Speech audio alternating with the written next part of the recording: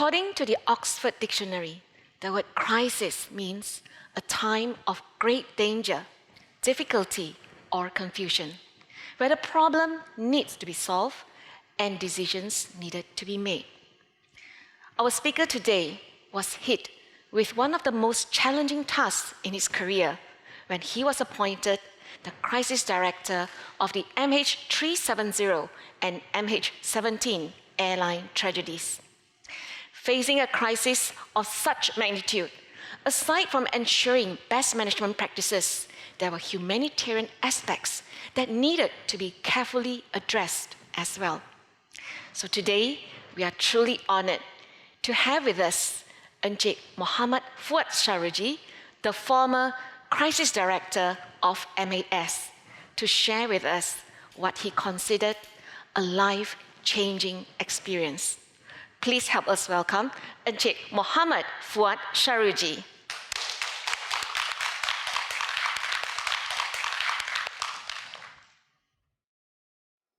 Thank you very much. Thank you very much for the very good welcome. I'm here today to share with you the experience that we had, the good, the bad, and the ugly. Okay, and even though this tragedy has happened like 7 years ago, but it's still fresh and vividly clear in my mind that the good things and the bad things that happened and the lessons that we learned from this tragedy. The two major tragedies that happened, MH370 that happened in March 2014, and then 4 months later, we were struck with a second tragedy of MH17. And MH17 that happened in July 2014 of the same year. There are only 2 airlines in the world that actually had 2 tragedies in a year. Japan Airlines, much earlier in 1983, and then we were the second airline in the world that had a major tragedy within a space of 4 months in a year. On that year, we lost 537 lives. On MH370, the aircraft departed KLIA after midnight of 8th of March with 227 crew members and 227 passengers and 12 crew members. And it departed on time at 12:30 midnight, just after midnight for Beijing. And just less than 1 hour after the aircraft departed KLIA, the aircraft went missing. It is a mystery until this day that we do not know exactly where the aircraft is, and we do not know what happened to all on board. But we presume they have all perished. Then in July 2014, it was during fasting month, during the month of Ramadan. I just got back from the mosque for our Tarawih prayers, and as soon as I arrived home, I received a call from our operations center, and I was told that our flight from Amsterdam to Kuala Lumpur is missing, and 2 hours after the aircraft departed Amsterdam. So that really gives me goosebumps, and my hair was standing on ends, and I said, not another 777? And the aircraft was full, not even one empty seat left. It was 298 passengers and crew. There were 15 crew members and 283 passengers. And the aircraft went missing over Ukraine about 2 hours after it departed Amsterdam. And we were trying to get in touch with the Ukrainian ATC to know exactly where the aircraft was. And I just wanted to know 3 things. The first thing is, where is the aircraft? Where is the location of the crash site? The second question is, how do I get there? And the third situation is, how is the situation at the crash site? And nobody could tell me exactly where it is, except for they told me that the crash site is very close to the Russian border. It's about 50 kilometers to the Russian border on the eastern Ukraine. But what we didn't know and what we were not informed is that the aircraft actually crashed in a war zone. So And this is the first time, actually, where the aircraft actually was hit by a missile from a war, out of the several parties. MH17 is typically Dutch. Majority of the passengers on board, 192 out of 298 on board, are Dutch. Whereas MH370, majority are Chinese. 153 out of 239 are Chinese. But even though it's 153 of them are Chinese citizens, they are also Australians, they are Malaysians, they are Indonesians, they are French, and there's also an American and Canadian on board. The tragedy, I'll talk about MH370 first. During the golden hours of MH370 and MH17, there was completely chaos because, especially on MH370, we were trying to get the information, a lot of information, trying to know where the aircraft is. So we presume that the aircraft has gone down over South China Sea because the aircraft never entered Vietnam airspace. It did not enter Vietnam airspace, it did not enter Hong Kong airspace, and it definitely did not enter China airspace. So the search mission started over in South China Sea, about 100 nautical miles from the coast of Kuala Terengganu. And in fact, in our emergency operations center, we had the Prime Minister, the former Prime Minister. We were there. We were trying to get the exact location of the aircraft. So we are trying to gather the facts and information of what happened. And there's a lot of government involvement as well. So we actually contacted the embassies as well because we need to provide information to the families, and we contacted the families as well. One of the NGOs that we contacted was actually Sharuji. And Sharuji, we actually mounted a relief flight to depart Kuala Lumpur to Beijing. So the caregivers were prepared and they flew to Beijing and arrived Beijing about midnight.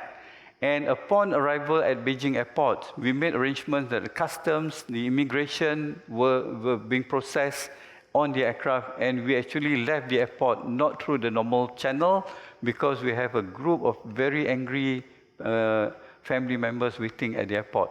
So we had to escape through another route. And you can see the emotions of the families. Yeah? It's highly emotional, very, very angry people, and we cannot blame them because you know that China has a single child policy, and with that single child policy, they lose their only child, and when they lose their only child, the string of generation is gone. So you can see that the families are very, very angry. So the picture shows the Sharuji volunteers just before departure in KLIA. We actually engaged Sharuji way back in 2007, and we signed an MOU with Sharuji. The aspects we actually needed Sharuji's assistance for humanitarian support services, the provision of vegetarian meals, and then provision of counseling and there are a lot of things that we require Sharuji for help and for advice because you have a lot more experience in dealing with crises and tragedies. You have handled earthquakes, you have handled a lot of disasters, in Indonesia, in Philippines, in Myanmar, and so on. So that's why we need Sharuji to affiliate. And most importantly, I have observed that the volunteers of Sharuji are special people, very special because you are the people who actually work without asking anything back in return. And you do not expect any rewards. Actually, we offered monetary rewards, but Sharuji refused, and that was something that we really, really appreciate. There's a picture of the Malaysian caregivers, the MAS caregivers. This was taken in Beijing, and you can see some of the families actually confronted. They confronted the caregivers in a very aggressive. Some of them even got punched, they got hit, they got shouted at. It's very common. So we train our caregivers that they have to be the punching bag. So they have to be, they have to accept the fact that they have to be the punching bag, and they have to be relief as well. Yeah, obviously, soft skills is one of the most important aspects of humanitarian assistance, because it's not the hard skills. There's a saying that hard skills are easy and soft skills are hard. And soft skills is very important because it deals with emotions, it deals with emotional intelligence, it deals with patience, and it is a test of your integrity and your capability to handle highly tense and emotional situations. So that's why the focus in our leadership program for caregivers actually on the soft skills. One thing that we learn from the grief varies according to the culture of the families. What we discovered is that the Dutch, when they grieve, they weep silently, quietly, and they grieve in private. They also always want to grieve at their own comfort of their own homes. One of the things that I just want to share with you is that when we offered families in Beijing and in Amsterdam hotel accommodation, because we have to provide them a family assistance center for them to actually come and stay, and we will provide them updates and information. We actually booked 3 hotels in Beijing. So we prepared 3 hotels. But you know that in Beijing, the number of the family members that came to the family assistance center is so overwhelming. It's 3 times more than what we had expected, almost 3 times more. We had almost 1,500, 1,600 family members that actually come from all over China, and they claim to be the family members or the passengers on board. And we are not in a position to deny them, and we cannot take them away. So we have to accommodate them, put them in a hotel, and we also provide them meals and provide them all the information. But unlike MH17 in Amsterdam, there were 192 Dutch families, and we actually provided accommodation for 800 family members. So we booked 3 hotels as well. The main hotel is Steinberger Hotel in Amsterdam. And you know how many family members actually took up our offer and stayed at our hotel? We prepared 800, but only 60 came. 60 wanted to stay in the hotel. The rest preferred to stay in the comfort of their own home. And you can see the very distinct difference in culture between the Chinese and the Dutch. It's very different. I want to illustrate to you a story that I had with a Dutch family, the De Waal family. This is Esther De Waal.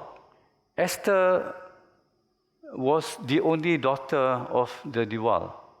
So we actually visited the family, and we were thinking, apart from the normal compensation, what do we do to make the families come to terms with the loss of their daughter? So we actually made a portrait of Esther, and that portrait is an oil painting that was actually made by a Malaysian. We actually got this at Jalan Pasar, the arts gallery. So we actually made this drawing, which looks almost identical to Esther.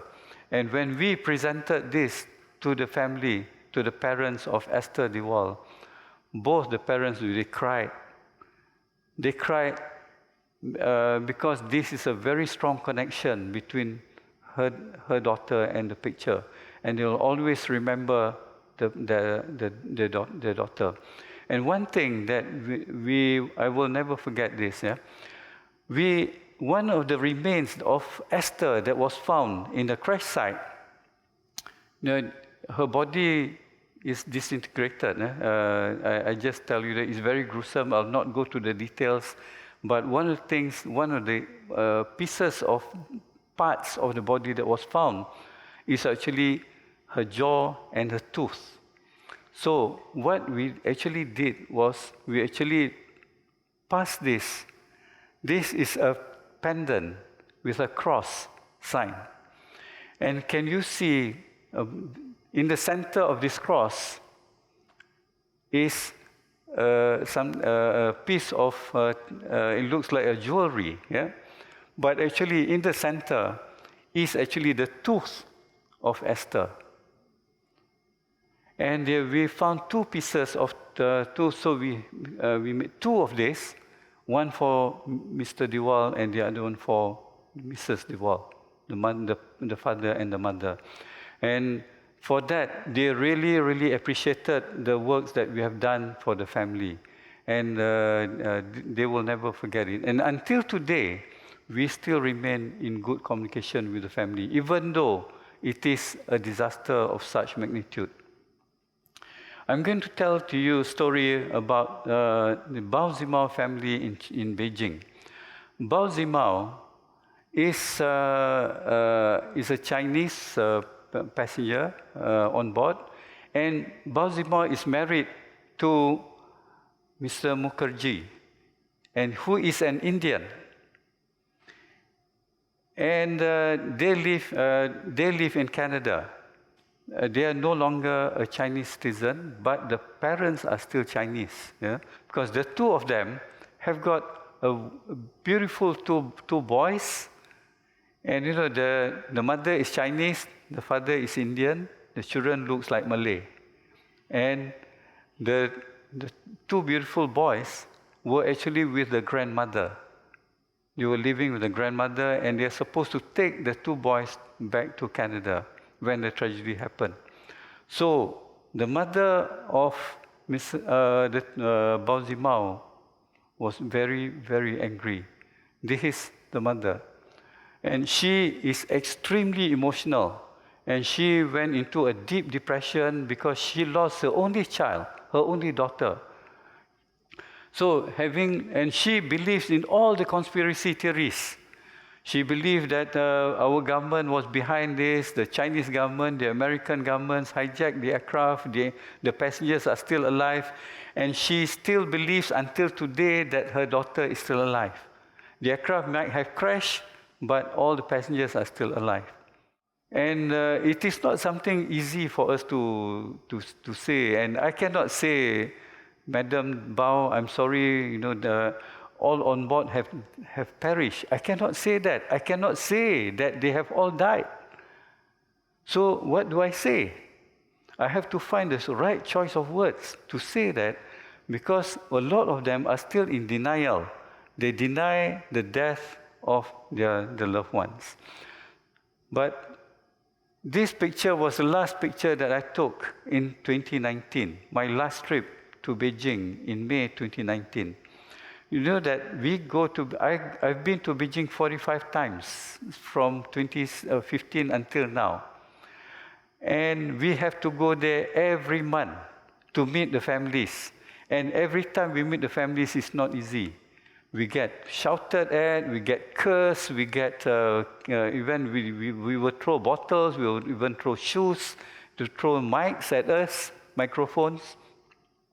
But we know that this is something that they do out of anger in a group, because you know that human behavior behave differently in groups and individuals. But as individuals, she is actually a very, very gentle soul.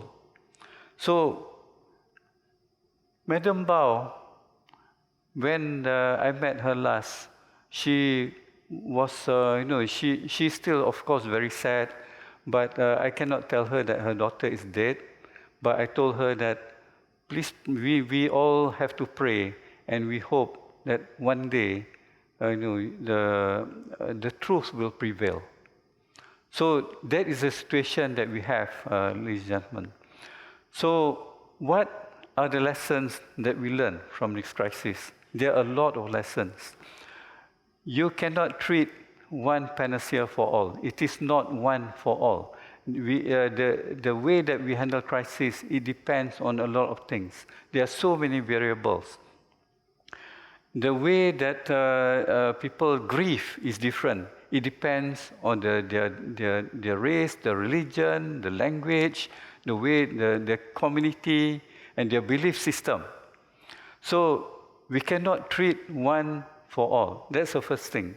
Secondly, that I learned is that when we handle highly emotional and tense situation like this, you will have to accept the fact that you will get kicked, you'll get thrown at, you'll get cursed, you'll get shouted, but don't give up. You must never ever give up. You must come back, because when people are highly emotional, they behave differently. But when they come to their senses, they come to their logic, they become rational again. And they will come back and apologize. So I've got so many people who actually came back to me and apologized. They hugged me, and I've got stories from China. In fact, I even have some of the Chinese families. They actually flew to Malaysia, and some of them I actually invited them to come to my house for lunch, and they actually came. And we, as individuals, we were very friendly. But in a group, it's very different. So, and then the next thing that I learned is that it takes a very strong person to be a crisis leader. One of the crisis leaders, the Go team leader that we sent to Beijing, he was very calm, cool, and composed, very collective. And his title is a vice president.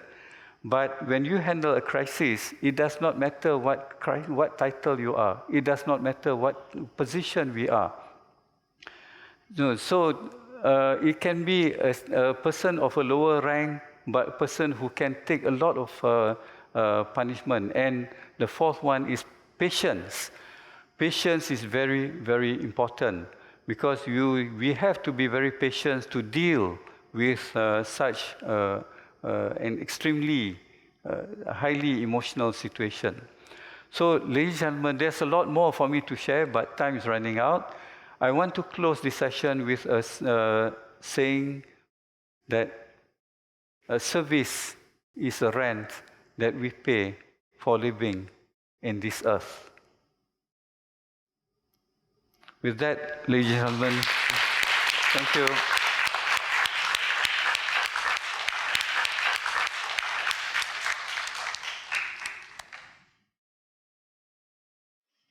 Thank you very much, Encik Muhammad Fuad Sharuji, for that heartfelt and insightful sharing. Indeed, in managing any crisis or humanitarian relief, the humanitarian aspect holds deeper meaning for the receiver and the giver of assistance. I remember the words of Wise One. In the time of great crisis, what we truly need is wisdom and compassion.